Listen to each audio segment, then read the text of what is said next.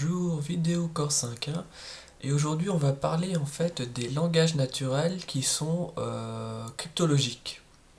C'est-à-dire qu'il y a des langages qui sont naturellement cryptologiques. Alors pourquoi? Parce que ils ont en fin de compte quelques particularités. Donc par ces particularités, c'est une structure du système d'écriture, la présence ou non d'un alphabet simple, le niveau d'ambiguïté.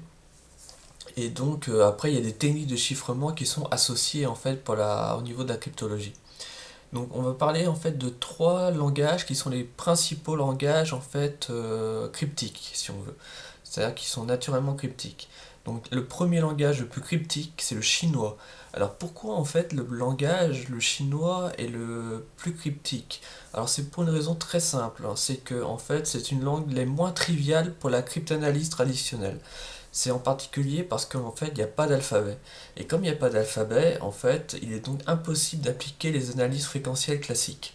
Donc voilà pourquoi le chinois, c'est un peu le roi aujourd'hui des langages en fait en cryptologie et qu'il est considéré en fait euh, comme très complexe parce qu'en fait, il y a une très forte densité d'informations dans le langage, il y a peu de marqueurs grammaticaux, et il y a une ambiguïté sémantique élevée. Donc voilà, c'est vraiment quelque chose de très particulier et qui fait que le chinois, c'est vraiment la langue en fait qu'il faut apprendre en cryptologie et aujourd'hui.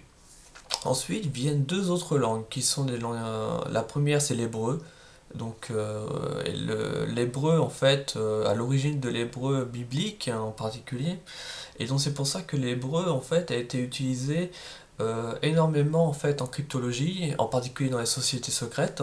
C'est-à-dire que la franc-maçonnerie, par exemple, les Rosicruciens ont réutilisé la Kabbale hébraïque, qui utilise en fait de l'alphabet hébraïque pour faire en fait tout ce qui est cryptologie derrière. Donc après, ça a une structure spéciale, hein, l'hébreu. Hein, donc il y a des consonantiques, un vocabulaire hautement contextuel et une ambiguïté lexicale aussi qui est proche de l'arabe. Après, voilà, si vous voulez une autre langue en fait qui est également très cryptique, hein, c'est l'arabe. Donc l'arabe aussi, en particulier l'arabe coranique, hein, forcément, qui est très cryptique hein, et qui fait que vous allez apprendre énormément en fin de compte en cryptologie si vous apprenez l'arabe hein, et que parce qu'en fait il a une, une structure assez particulière au niveau du langage, quoi. Donc, ce qui fait qu'il était, comment dire, qualifié, si on veut, en tant que langue pour devenir une religion et que donc sacraliser la langue parce qu'en fait elle est cryptique. Donc voilà pourquoi en fait elle est sacralisée, quoi si on veut.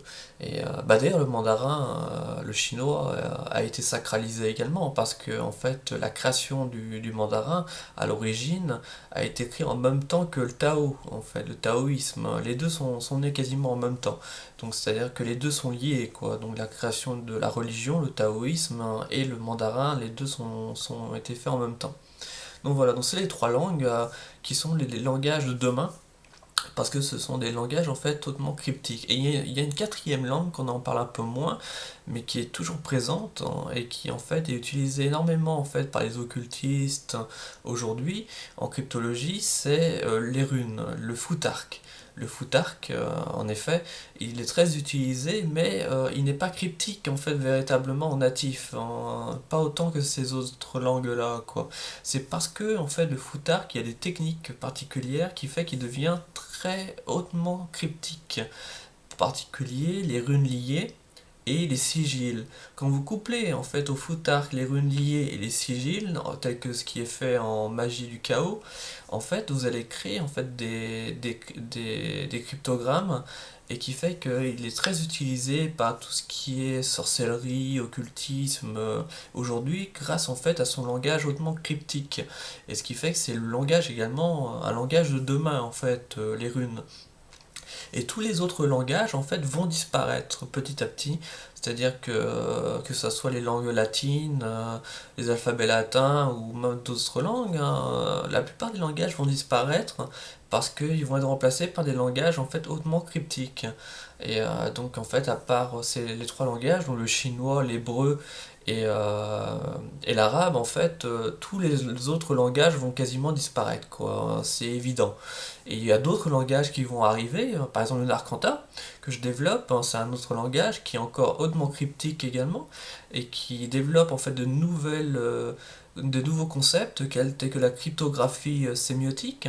Et donc en fait ce langage, il va faire une rupture dans ce monde et apporter des nouveaux concepts en fait en linguistique. Donc voilà pourquoi en fait il faut libérer un peu d'espace des locuteurs, c'est-à-dire que les locuteurs qui parlent les autres langues, il faut qu'ils apprennent de nouvelles langues et donc il faut qu'ils désapprennent en fait leur langage. Et donc il va falloir arrêter d'apprendre le français par exemple, hein, et apprendre d'autres langues à la place qui sont plus cryptiques, quoi. Et d'ailleurs, il y a de fortes chances qu'on va se faire manger par les Chinois, hein, de toute façon, hein. C'est évident d'ailleurs on va se faire manger par les Arabes d'abord, parce qu'il y a beaucoup d'Arabes en France quand même, hein, ils sont énormes, il y en a quand même énormément. Donc on va d'abord se faire manger par les Arabes, hein, premièrement, et puis ensuite par les Chinois. Mais le français va disparaître, hein, c'est une langue qui est terminée de toute façon et dont d'autres langues vont apparaître.